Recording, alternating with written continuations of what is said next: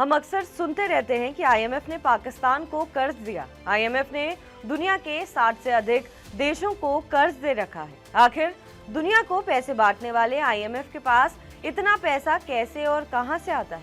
इसके साथ ही हम आपको बताएंगे कि क्या है आईएमएफ और इसमें कैसे जुड़ते हैं तमाम देश। दरअसल आईएमएफ यानी इंटरनेशनल मॉनेटरी फंड, हिंदी में कहें तो अंतर्राष्ट्रीय मुद्रा कोष, ये एक अंतर्राष्ट्रीय संगठन है जिसमें दुनिया के 190 देश शामिल हैं। ये मिलकर काम करते हैं ताकि दुनिया की अर्थव्यवस्था को व्यवस्थित रखा जा सके।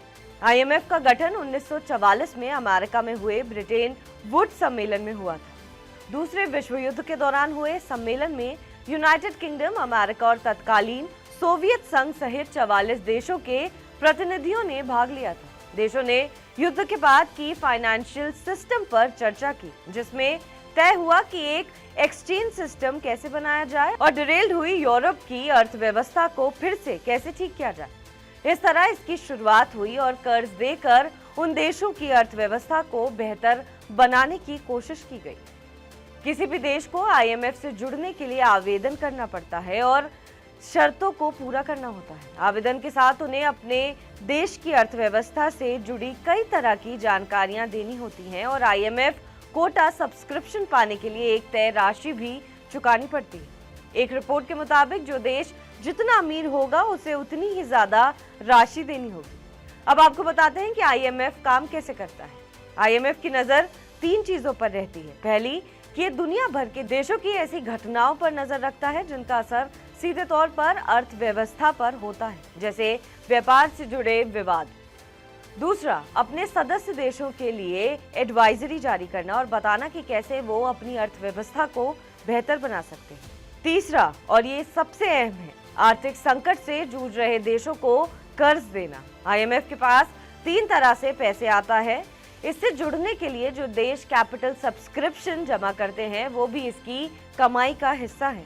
वो कितना पैसा जमा करेंगे ये उस देश की अर्थव्यवस्था पर निर्भर करता है। आईएमएफ के बोर्ड ऑफ गवर्नर्स ने 2023 में कोटा का रिव्यू किया और कैपिटल सब्सक्रिप्शन में 50% की बढ़ोतरी की थी। इसके अलावा सदस्य देशों की मंजूरी के लिए उन्हें इसकी जानकारी भी भेजी गई थी। दूसरा तरीका है एनएबी यानी new arrangements to borrow. IMF के बोर्ड ने 1997 में इसे मंजूरी दी थी और 1998 में प्रभावी हुआ है। एनएबी इस तरह का फ्रेंड रेंज करने जैसा है। एनएबी सदस्य देशों और संस्थानों को इंटरनेशनल मॉनेटरी सिस्टम की चुनौतियों से निपटने के लिए अतिरिक्त संसाधन उधार देने की अनुमति देती है। तीसरा तरीका है बायलैटरल बोरोइंग एग्रीमेंट्स। ये एक तरह का समझौता है जो आईएमएफ और सदस्य देशों के बीच होता है। इसके तहत आईएमएफ सदस्य देशों से कर्ज लेता है।